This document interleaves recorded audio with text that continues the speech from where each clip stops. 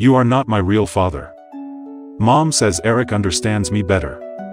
That was what my son Noah said on a Sunday afternoon, when the sun burned through the kitchen window, and the smell of my coffee filled the air. I looked at him and saw the same eyes I had seen every morning for 17 years. But now they were cold, careless, like I had become just another adult on the list of people who did not get him. Okay, I said. He blinked, surprised that I did not argue.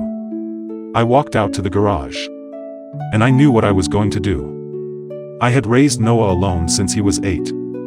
His mother Claire had left one winter night for a guy she met at a yoga retreat. She said she wanted freedom. I said take it. She did not ask for custody. So I rebuilt our life piece by piece. Private school. Havenbrook Academy. $30,000 a year.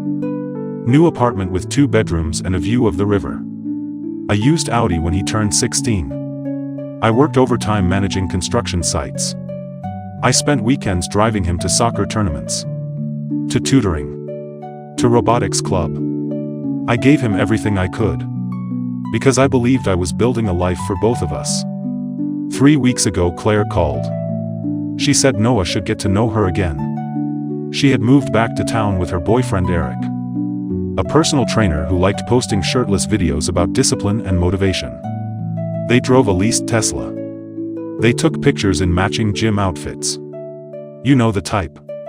Noah started spending weekends there. At first I thought it was good. He needed to know both sides of his family. Then came the sentence that split my chest open. You are not my real father.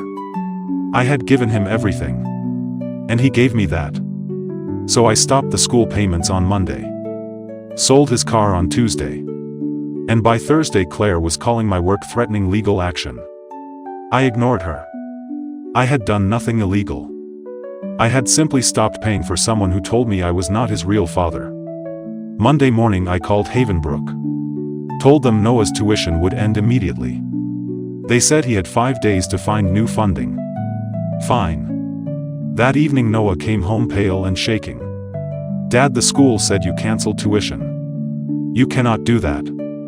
You are ruining my senior year. Talk to your real father, I said. Maybe Eric can flex his discipline and pay for it. You are insane, he shouted. It was one comment. One comment. And yet that one comment rewrote 17 years. Tuesday Claire texted non-stop. You cannot abandon your child. This is abuse. Eric's cousin is a lawyer. I replied once. Ask Eric to cover it. Wednesday Claire showed up at my work, screaming about how I was destroying Noah's future. Security escorted her out. My boss patted my shoulder and said, Stand your ground, man. That night Noah cooked dinner. First time in years. He set the table like we used to. He said he was sorry. He said he did not mean it. He said he was just trying to connect with his mom. I listened. Then I asked, and this has nothing to do with losing your car and school? He looked away. Of course not. I told him to leave my site. By Thursday the school wanted payment. Noah alternated between rage and apology. Claire called 6 times threatening court.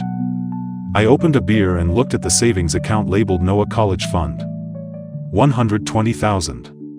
Maybe I would finally buy that Harley I always wanted. Friday Claire showed up again. This time she brought her sister and Eric's mother. 3 of them in my driveway at noon. The air smelled like cut grass and tension. In our family we do not abandon children over words, Eric's mother said. In our family real fathers take responsibility. Your Eric told my son he was a better father, but will not pay for his school. Sounds like he talks well but not much else. Claire's sister said. Noah is just a child. He made a mistake. He is 17, I said. Old enough to talk like an adult. Old enough to deal with the result. Then Eric arrived. Tank top. Cold wind. Grinning like a coach who had already won. Bro, we need to talk man to man. Do you have $30,000 a year, I asked. Listen, he said, kids say stupid stuff. You are being too harsh. You wanted to be his father figure, I said. Now figure out tuition. I am building my brand, bro. Then build it somewhere else. He left angry. Claire cried. I closed the door and poured another coffee. Saturday morning, Noah went public. He posted on Instagram that I was a narcissistic father who abandoned him. Tagged my coworkers, my relatives, everyone. The post spread fast. Most people laughed. Some said he deserved it. Others said I was cruel. My brother texted, "Want me to comment?" I said no, let him cook. Sunday, Noah was officially withdrawn from Havenbrook. He had to enroll in public school, Jefferson High. He stormed into my room shouting, "They call that place Juvenile High. I will never get into college now. Talk to Eric, maybe he knows someone in admissions." Stop saying that, he yelled. You are my father. No, I said. I am just some guy you are biologically related to. Your words, remember. Later that day, my friend Ben, who was a lawyer, called. He said Claire had tried to file an emergency custody change. The judge laughed it out of court. That night, Noah slid a note under my door. Dad, I messed up. Mom and Eric filled my head with lies. They said you were holding me back. They said I could be more. I believed them. They have nothing. I see that now. I just want you to be my dad again. I read it twice. Then left it on my desk. Claire texted me the next morning. You won. Hope you are happy. Marcus cried all night. I replied. I did not win anything. I just stopped losing. I waited 2 days before talking to Noah. He was quiet. Came home early. Cleaned the kitchen without being asked. That was new. On Wednesday night, I sat him down. Let us talk about your note. He started crying. Not the performance kind. The ugly kind. I am sorry. I ruined everything. I was stupid. You are not stupid. You got played by 2 adults who should have known better. I just wanted to know, Mom. She said you were controlling. Your mom left because she met Eric and decided being a mother was too boring. That is the truth. She said you never supported her dreams. Her dream was to be an influencer.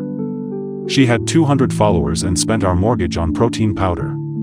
But sure, I was the problem. Thursday morning, the universe decided to do its thing. Eric was arrested. Turns out he was selling fake supplements labeled pharmaceutical grade. One client ended up in the hospital. Claire called me screaming. This is your fault. He did it because I pressured him. If you had not cut off Noah, he would not have needed the money. That logic spun faster than a washing machine. I laughed so hard I dropped my coffee.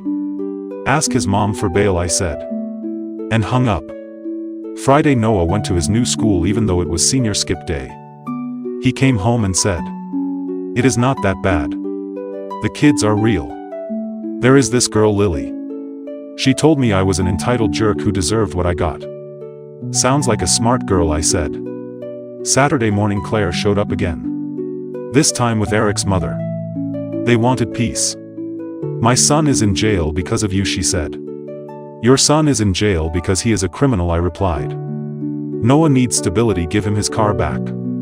I will buy him a used Honda when he graduates with a 3.5 GPA. Claire looked like she had not slept in days. Please, she said. He is still a kid. He is a kid about to be an adult. Better he learns now that words have weight. They left angry. The house was quiet again. Sunday, Noah and I went to pick up his stuff from Havenbrook. He was embarrassed. But he faced it.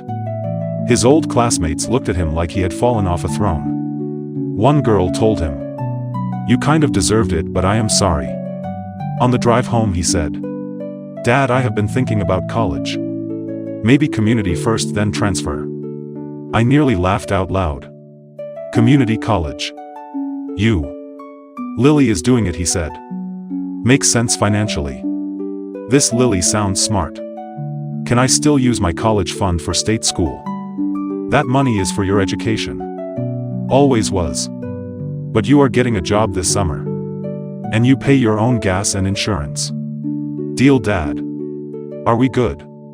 We are getting there, kid. Monday morning I woke to the smell of burnt bacon. Noah had made breakfast. He smiled awkwardly. I smiled back. Claire has gone silent since Eric's bail was denied. He is looking at 3 years. She posted something online about rising from ashes. Same old story. I looked at motorcycles online that night. Did not buy. The college fund stays for him. But a man can dream. My son learned something this year. That actions have consequences. That love is not guaranteed. That support is not words or cars or tuition. It is showing up every day even when it hurts. We are not perfect. We are not healed.